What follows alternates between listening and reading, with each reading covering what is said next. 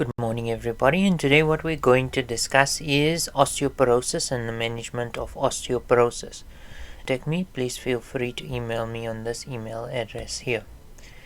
The objectives for today's lecture includes being able to define osteoporosis and describe the different types. Don't need to be able to describe them in detail, you just more or less need to be able to distinguish between them. Describe the risk factors of osteoporosis, describe its clinical features as well as the method of diagnosis. You should be able to explain to a patient what their T-score result means and their Z-score. And you need to explain to a patient how to prevent osteoporosis. And you also need to describe the clinical management of osteoporosis and describe the agents that are used in the prevention of fracture and differentiate between these agents. For example, those that prevent vertebral versus non-vertebral fractures. So osteoporosis is basically a bone disorder that is characterized with low bone mineral density or low BMD, which results in impaired bone architecture and compromises bone strength. This then predisposes a patient to develop increased risk of developing fractures. The different categories or types include postmenopausal osteoporosis, age-related osteoporosis, and secondary osteoporosis, which is due to either a condition or alternatively due to medication or iatrogenic osteoporosis. Bone loss occurs when resorption exceeds formation, usually from high bone turnover when the number or depth of bone resorption sites greatly exceeds the amount of osteoblasts to form new bone. Accelerated bone turnover can increase the amount of immature bone that is not adequately mineralized. Men and women can lose bone starting in the third and fourth decade of their life because of reduced bone formation.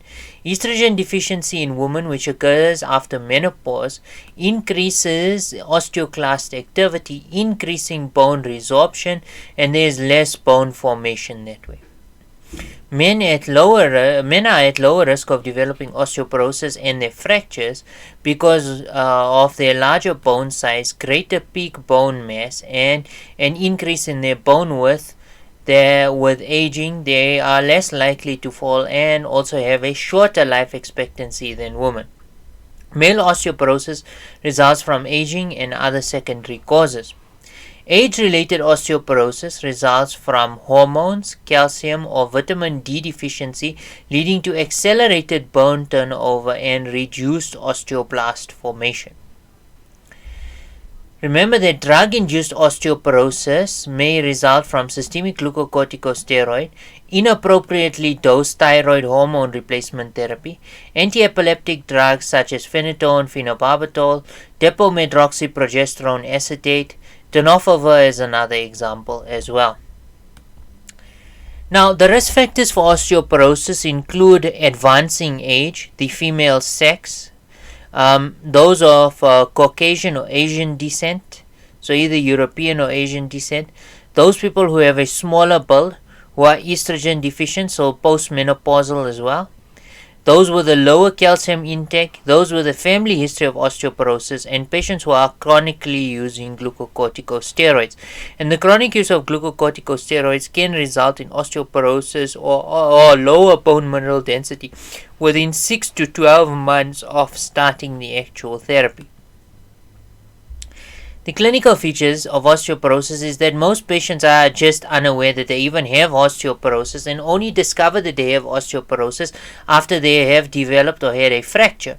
Fractures often occur after bending, lifting, or falling, or are independent of any activity whatsoever.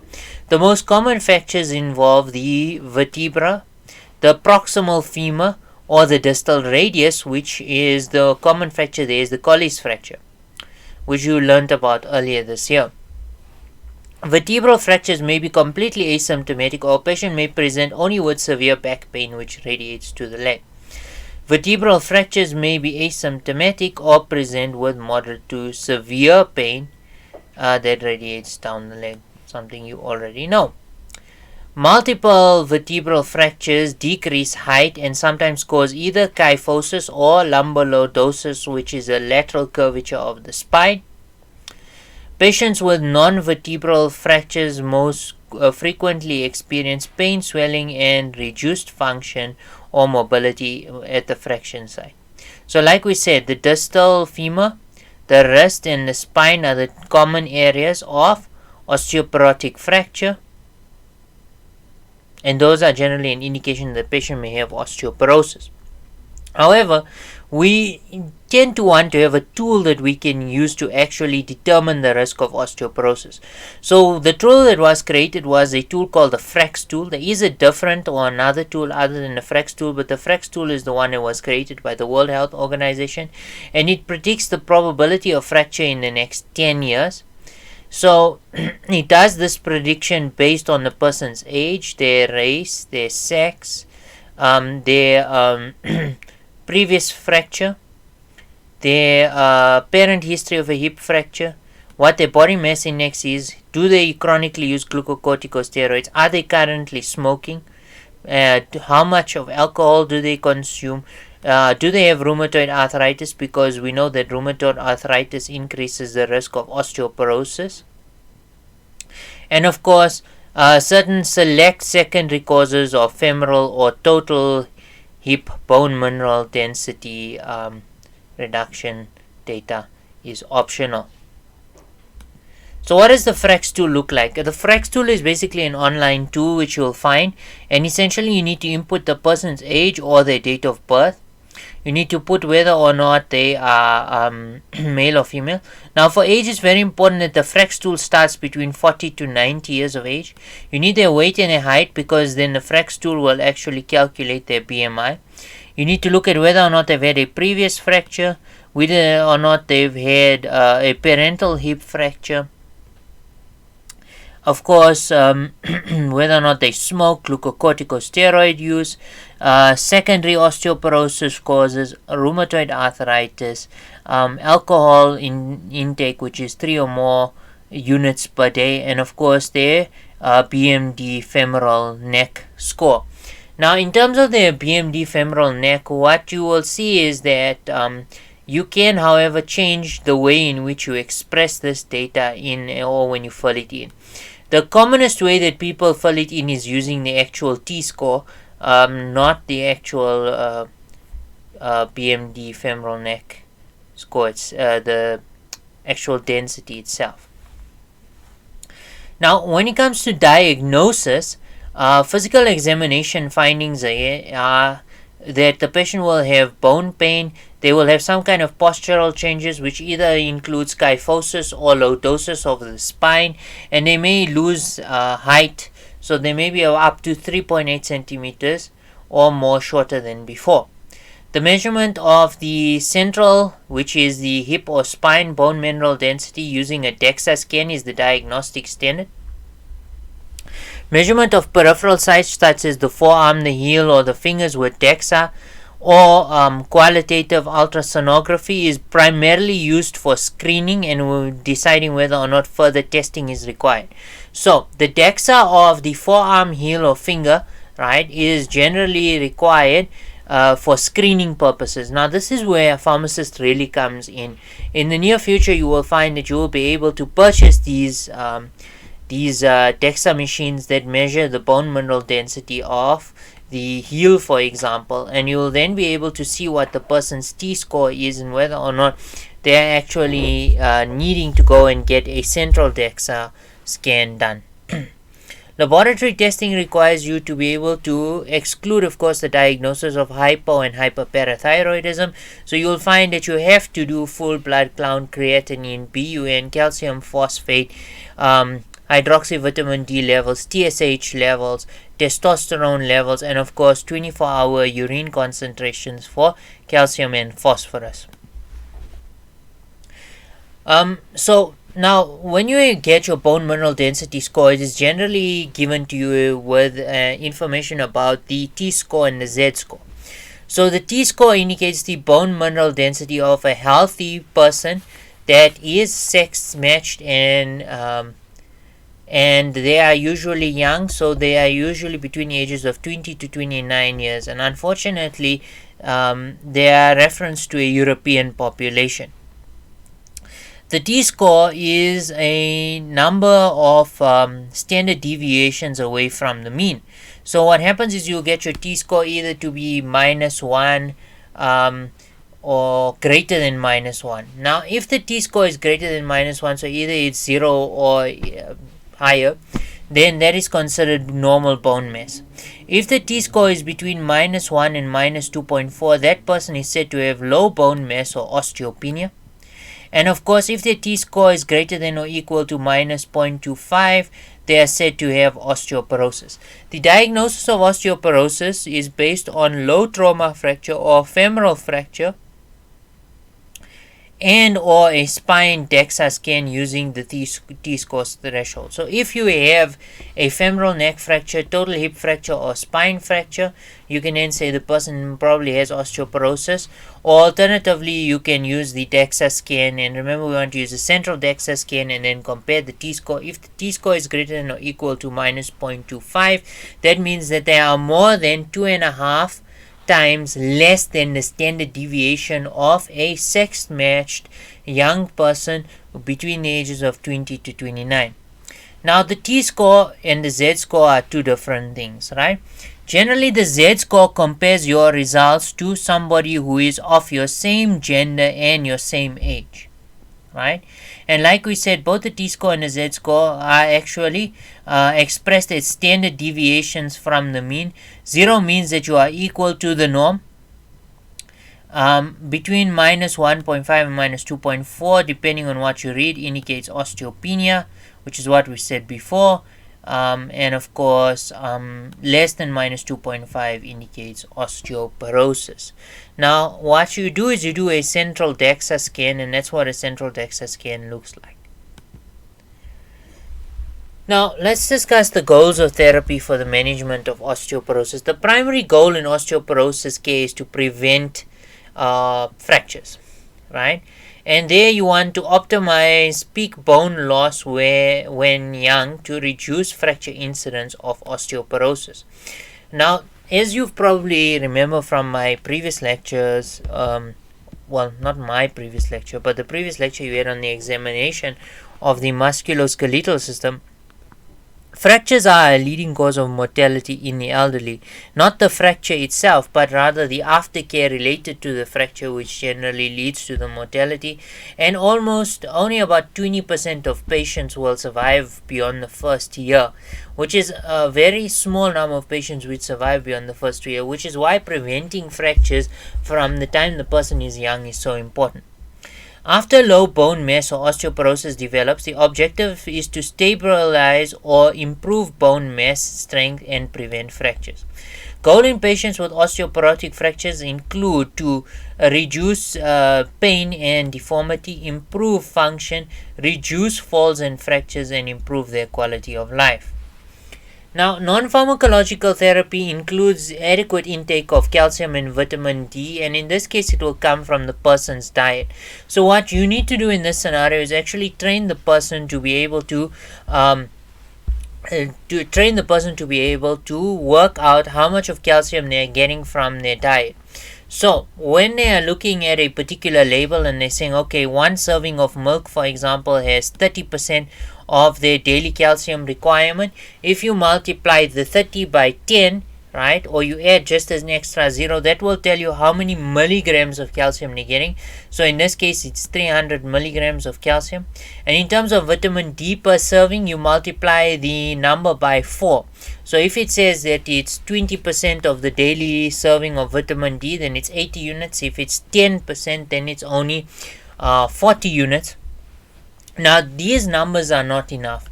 Ideally, your intake of vitamin D needs to be up to 1000 units. And your intake of calcium needs to be in the range of 1200 milligrams. So you can see you need to then work out how much of milk, how much of calcium containing foods the person is taking in, whether or not they are getting adequate sunlight as well to produce their own vitamin D. Now, alcohol consumption which exceeds 1 to 2 drinks per day for women or 2 to 3 drinks per day for men will result in an increased risk for osteoporosis. Therefore, the alcohol consumption should not exceed 1 to 2 drinks per day for women and 2 to 3 drinks per day for men. Caffeine intake should be limited to 2 or fewer servings per day. Smoking cessation is important because it optimizes peak bone mass, and it minimizes bone loss and ultimately reduces the risk of fractures. Weight bearing and strengthening exercises can reduce the risk of falls and fractures and improve muscle strength, coordination, balance, and of course mobility. Fall prevention programs are extremely important because they can decrease falls and fractures, and of course sometimes patients may require nursing home and hospital admission. So remember, to prevent osteoporosis, we want the person to stop smoking. We want to ensure that they have adequate intake of calcium and vitamin D. If they don't have adequate intake of calcium and vitamin D, we then want to supplement with calcium and vitamin D. Of course, weight bearing exercises are important, right? And weight bearing exercises and reducing the alcohol consumption, looking at all the other risk factors, and if necessary we may consider medication use. So now some may ask, okay, what are the calcium and vitamin D levels that we should be looking at? It depends, of course, on the patient's age, but roughly you want the person to be taking in, if they're an adult between the ages of 19 to 50, you want them to be taking in about 1,000 milligrams of elemental calcium and approximately 600 international units of vitamin D. If they're older than 70, that number goes up to 1,200 and up to 800. You may even go further than 800, even up to 1,000. Now this we're talking about obtaining calcium and vitamin D through your diet.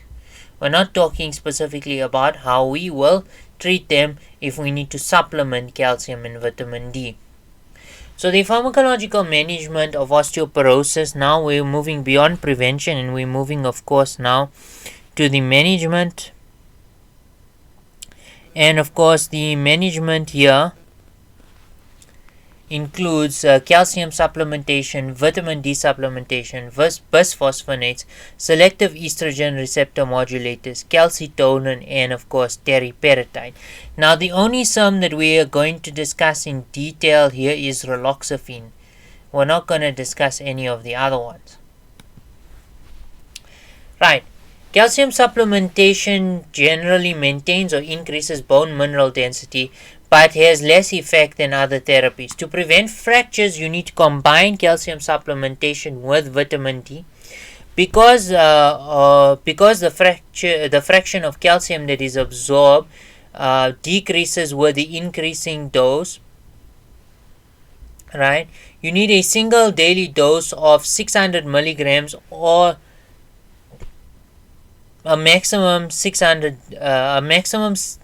daily dose of 600 milligrams of elemental calcium is recommended, right? Calcium carbonate is the salt of choice because it has the highest concentration of elemental calcium, which is up to 40%, and is the least expensive. Of course, it should be ingested with meals to enhance the absorption in an acidic environment. Now, calcium citrate contains about 38% elemental calcium. Calcium, that's tricalcium phosphate contains about 38% of elemental calcium, but calcium phosphate complexes can limit the overall calcium absorption. So this may only be helpful in patients with hypophosphatemia that cannot be resolved with adequate daily intake. Calcium citrate absorption is acid dependent as well, and is acid independent and does not require you to take it with a meal. It has fewer GI adverse effects. Now, constipation is by far the most likely adverse effect associated with the use of calcium supplements and can be treated using dietary fiber and of course water intake as well as exercise. Calcium carbonate can cause gas and flatulence or an upset stomach. And calcium in rare cases, if there is excessive supplementation, can lead to renal stones. Right. In terms of vitamin D, right, the vitamin D supplementation maximizes intestinal calcium absorption and bone mineral density, and may also reduce the risk of fractures and falls. Ideally, what we are looking for in these kind of scenarios, right, is that supplementation is usually provided with daily non-prescription cholecalciferol products. Higher prescription ergocalciferol regimens are either given weekly, monthly, or quarterly. So supplementation is anywhere between 800 to 1000 international units. However, if there is very low levels of 25-hydroxy vitamin D and there is malabsorption or altered metabolism, higher doses of more than 2000 units may be required. If the patient has proven vitamin D deficiency, here you need to use up to 50,000 units either once or twice weekly for 8 to 12 weeks, and you may repeat it as needed until therapeutic concentrations are achieved. Because the half-life of vitamin D is about 1 month, you need to recheck vitamin D concentrations after about 3 months of therapy to see whether or not there is a need to continue with vitamin D. Now, in terms of combining calcium and vitamin D, the calcium products, right, should of course have some kind of adequate daily intake, which is similar to that of what we have previously suggested, that is in the region of 1000 to 1200 milligrams of calcium per day. Of course, bisphosphonates are generally used because they provide some higher bone mineral density increases and reduce fracture risk. Now, depending on the bisphosphonate that you use, you will have to use it for a different indication. So, alendronate, risedronate, and zoledronic acid are used for postmenopausal osteoporosis, male osteoporosis, and glucocorticoid-induced osteoporosis. IV and oral ibridronate is only for postmenopausal osteoporosis. Remember that bone mineral density is dose dependent in this scenario and is greatest in the first 12 months of therapy. After discontinuation, the increased bone mineral density is of course sustained for a long period, but that varies depending on the bisphosphonate that is used. Ideally, it depends on the type of fracture that you are looking to prevent. Alendronate, ibridronate, and zoledronate all prevent vertebral fractures only. Only risedronate is the one that prevents vertebral and non-vertebral fractures, and because it also increases bone mineral density in non-vertebral areas. Alendronate, of course, is given at a dose in South Africa of 70 milligrams once weekly, and it needs to be administered on an empty stomach with at least 180 ml of water. And the person should not eat and should remain upright for at least 30 to 60 minutes following administration. This is because of the GIT intolerance adverse effects associated with bisphosphonates, which you know all about. Ibridronate, the most common dose we currently use in South Africa, is the 150 milligrams given once a month. The administration is exactly the same way. You will take it with about 180 ml of water in the morning before food, at least 60 minutes in this scenario, and the person must remain upright for at least 60 minutes. Now, this is important information you always want to give your patients who are taking bisphosphonates. They need to, of course, take it with at least 180 ml or half a glass of water. They need to remain upright for 30 to 60 minutes afterwards, and as much as possible not eat for at least 30 to 60 minutes prior to using the oral bisphosphonates. Residronate in South Africa is only currently available as the 35 milligrams once weekly. And remember what I told you before, residronate prevents both vertebral and non-vertebral fractures. So for example, if you had a patient who developed fractures of, say, the femur, and you wanted to prevent fractures of the femur as well as vertebral fractures in osteoporosis, you would then use residronate. Or teriparatide, which we'll discuss later, but residronate, of course, is the cheaper option because generics are available. If you are going to use the delayed release residronate, in that particular scenario, you then need to take it immediately following breakfast and not 30 to 60 minutes before food. Zoledronate,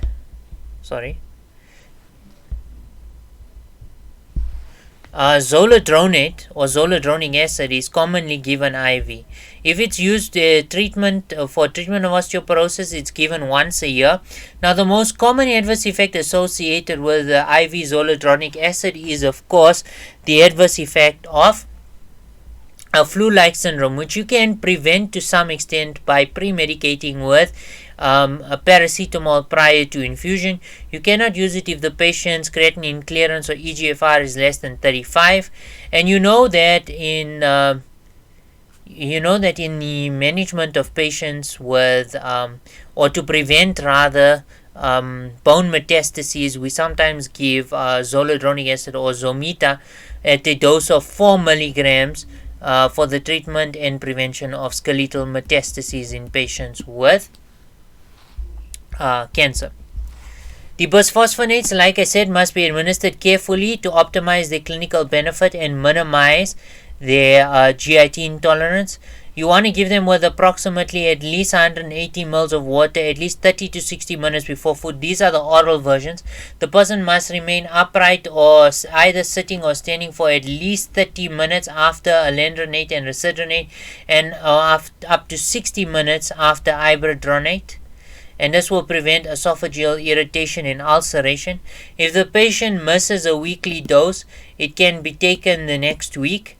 However, it can be taken the next day. If they miss the weekly dose by just one day. If they miss it by more than one day, they then need to take it on the next scheduled date. So if they were taking it on a Sunday and they forgot, they can take it on Monday. If they forgot on Monday, then they need to take it the following Sunday. If a patient misses a monthly dose, it can be taken up to 7 days before the next scheduled dose. Many bisphosphonates cause nausea, abdominal pain, dyspepsia, esophageal, gastric, and duodenal irritations. Some of them can cause perforation, ulceration, and even bleeding. The most common adverse effect with IV bisphosphonates or IV zoledronic acid is fever and flu-like symptoms and local injection site reactions. The most rare adverse effects that you get, but still ones that you need to look out for, are osteonecrosis of the jaw and subtrochanteric femoral fractures. Osteonecrosis of the jaw is far more common in patients with cancer receiving higher doses of IV bisphosphonate therapy, and other risk factors include glucocorticoid therapy and diabetes mellitus. Now, with regards to osteonecrosis of the jaw, it's very important that the person has an annual checkup with their dentist, and when they go and see their dentist, they inform their dentist that they are taking bisphosphonate therapy so that the dentist can be looking out for osteonecrosis of the jaw. Raloxifene has been approved for the prevention and treatment of postmenopausal osteoporosis. It can be used to prevent vertebral fractures, but not non-vertebral fractures, right? So only for vertebral fractures. To a small extent, it increases spine and hip bone mineral density, but this is to a much lesser extent than bisphosphonates. Hot flushes are the most common adverse effect associated with raloxifene, and the dose is approximately 60 milligrams per day. Now, ideally, you want to use it in postmenopausal osteoporosis. Calcitonin is an endogenous hormone that is released from the thyroid gland when serum calcium levels are elevated. Salmon calcitonin is usually used because it is clinically more potent and longer acting than the mammalian calcitonin form, and it's usually given as a nasal spray. Calcitonin is indicated for osteoporosis treatment for women at least 5 years past menopause. Only vertebral fractures can be prevented using semen calcitonin. Calcitonin does not affect hip bone mineral density. Now, teriparatide is another option for non-vertebral fractures. So our basic two options for non-vertebral fractures, like I told you before, are of course residronate and of course teriparatide. And of course, in the case of residronate, what you want to do is you want to give 35 milligrams once weekly, and sometimes you might want to use this over teriparatide depending on the patient's condition, but moreover it would probably be dependent on what the patient can afford. We know that teriparatide increases bone formation, bone remodeling rate, and osteoblast number and activity. Teriparatide is indicated for postmenopausal women at high risk for fractures, men with idiopathic or hypogonadal osteoporosis at high fracture risk, men or women intolerant to other osteoporosis medications, and patients with glucocorticoid-induced osteoporosis who don't, of course, respond to either zoledronic acid or residronate, etc. 2 years of teriparatide therapy will reduce fracture risk in postmenopausal women, and the dose of 20 milligrams subcutaneously once a day to either the abdomen or thigh is generally required, and it is contraindicated in patients with an increased risk of osteosarcoma, such as those patients who have Paget's disease. When it comes to glucocorticoid-induced osteoporosis, remember that bone loss is rapid and the greatest loss occurs during the first 6 to 12 months of therapy. Remember that low to medium doses of inhaled glucocorticosteroids are not associated with bone mineral density loss. You must measure the baseline bone mineral density using a central DEXA scan before starting any low-dose glucocorticosteroid therapy such as prednisone 5 milligrams daily or more. Central DEXA should be measured thereafter every 6 to 12 months. Remember me telling you that bone loss is very rapid in these kind of patients. So remember, every 6 to 12 months the DEXA scan should be done. Now, when it comes to all patients, they should receive at least 1500 milligrams of elemental calcium and 8 to 1200 international units of vitamin D. Bisphosphonates are recommended if their T-score is less than is of course less than -1, and you can either use alendronate, residronate, or IV zoledronic acid in these patients. Zoledronic acid can be used if the anticipated duration of glucocorticosteroid therapy is at least 1 year, because remember that zoledronic acid is given IV 5 milligrams once a year for treatment purposes. Now, when it comes to teriparatide, you can use it instead of bisphosphonates if bisphosphonates are, of course, contraindicated. Now, the last thing that we want to discuss is how to decide what therapies you're going to use. So, first thing you need to ask yourself, is there presence of a low trauma fracture, so either a vertebral fracture or a hip fracture? If there is a presence of a low trauma fracture like a vertebral or hip fracture, you then will automatically start either bisphosphonates as well as 1200 milligrams a day of calcium and 800 to 1000 international units of vitamin D, and of course you'll reevaluate bone mineral density with a DEXA scan in 1 to 2 years. On the other hand, if there is no evidence of a low trauma fracture, so then you need to consider, is the woman greater than 65 years and the man greater than 70 years? Do they have, is the postmenopausal woman less than 65 years of age, or man 50 to 59 with risk factors for a fracture? Do they have abnormal peripheral bone mineral density tests? Is there radiographic evidence of osteopenia, for example? And is there medical conditions or medicines that are known to increase the risk of osteoporotic fracture? So examples, there would be rheumatoid arthritis or of course glucocorticosteroids. You then need to do your central DEXA scan.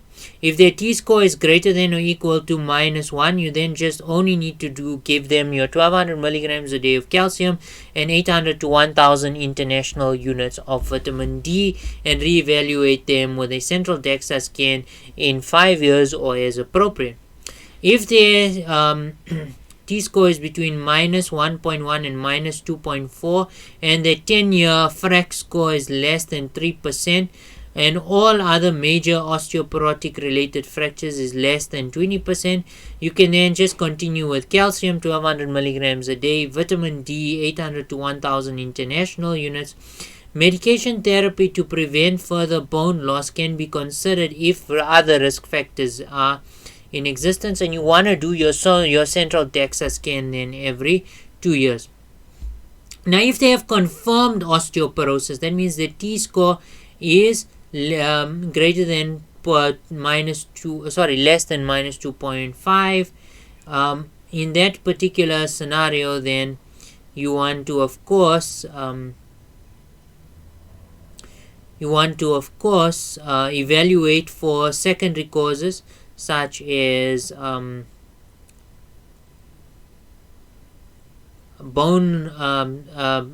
you want to evaluate for secondary causes of osteoporosis. You also want to give them calcium 1200 milligrams a day, and of course you want to give them vitamin D somewhere between 800 to 1000 international units, and of course you want to use your oral bisphosphonates, or alternatively you want to use a second line intravenous bisphosphonates.